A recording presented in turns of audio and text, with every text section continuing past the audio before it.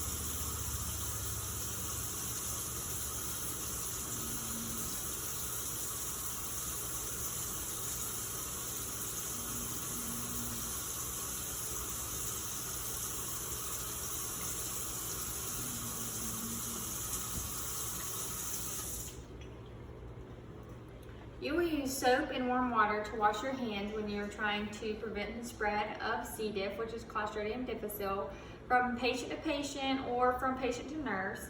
And you will also use soap and warm water when your hands are visibly soiled. You can use antiseptic hand scrub when your hands are not visibly soiled, and also when you're trying to reduce the number of microorganisms on your hands. I will reposition my trash can and perform hand hygiene. And now I'm going to move my patient's bed up to a comfortable working height, lower the side rail, and position the patient comfortably so I can assess his wounds.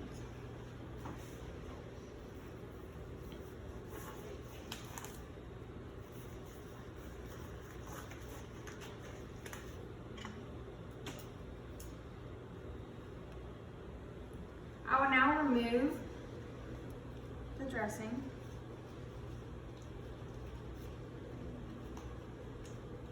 I'll remove it away from the patient, and I will assess the drainage.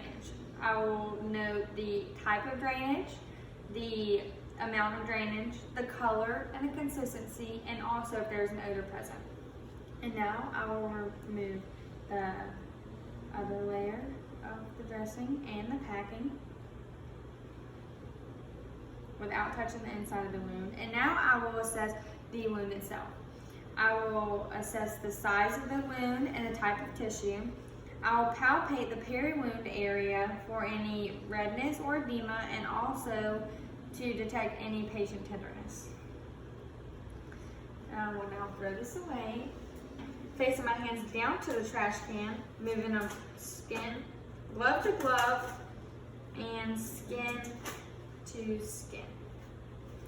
And now I will open my dressing change tray. I will grab my sterile fill using the 1-inch borders.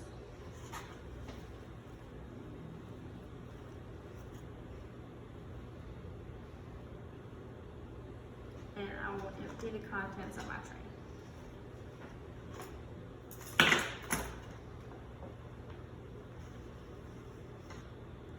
I will now get my saline and check the label and check the expiration date. I will palm the label, removing the cap facing up, and I will pour my saline into my basin.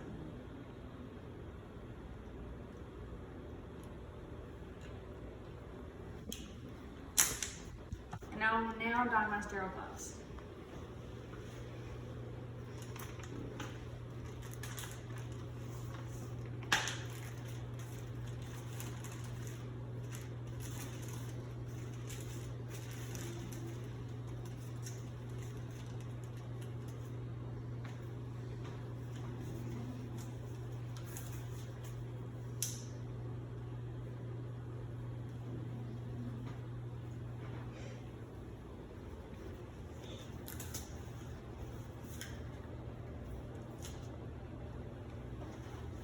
And now I can arrange the contents on my sterile field. I will now place gauze into my saline.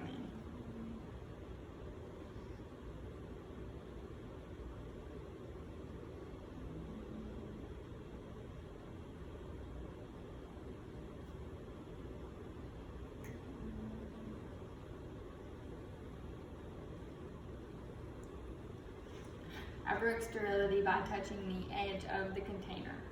Normally you would not do that. So now I will inspect the incision line, and the incision line is clean, dry, and the edges are approximated. There are no observable complications such as edema or erythema. And now I'm going to clean the incision line. I'll wring out my gauze.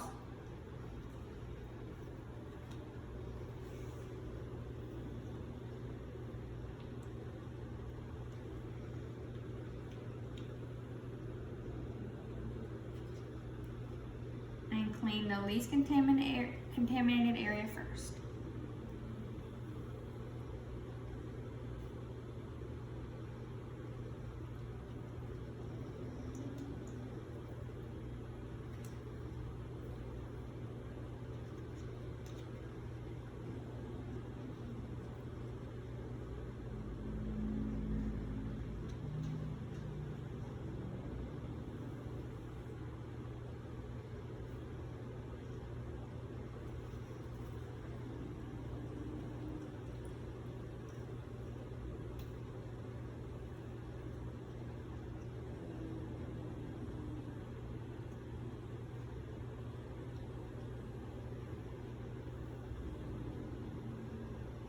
I will now take a dry gauze and pat the incision line dry.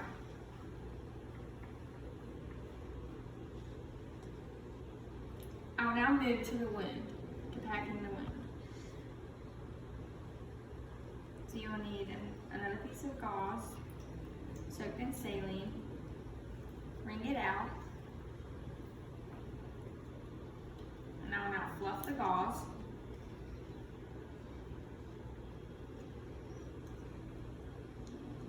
And pack it into the wound without touching the inside of the wound. I'll take another piece of gauze, wring it out, fluff it also,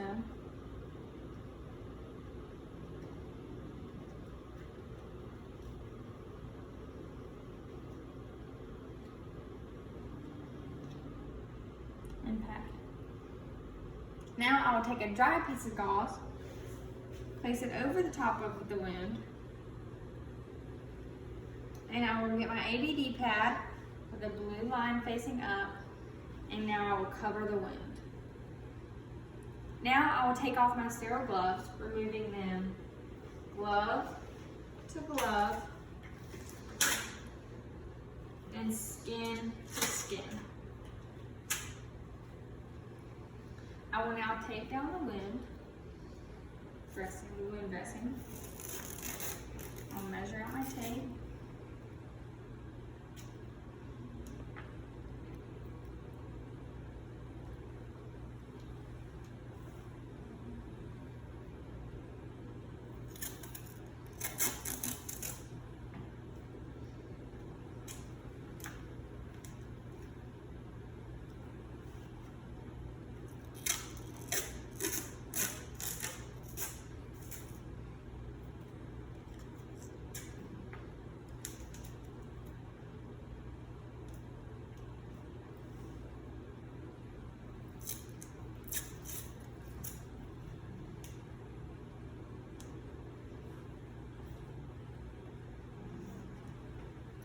I would put another piece of tape on the top of the ABD pad and put the time, the date, and my initials, so that way we would know when it was last done and who it was last done by. And I will now reposition my patient to a comfortable position, lower his bed, raise his side rail back up, and I will go and perform hand hygiene, and I will dispose of all of my materials.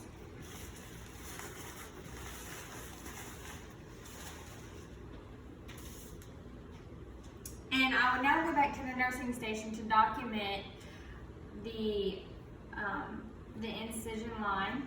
I will document that it was an intact suture line, that it was clean, dry, and the edges were approximated. I would also note that there was no observable complications such as erythema or edema.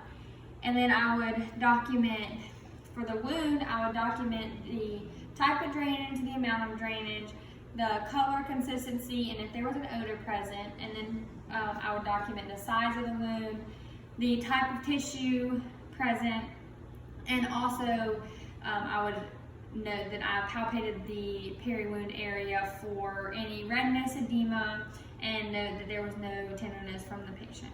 And I would also note that the patient handled the procedure well, that he didn't report any tenderness or any pain during the procedure.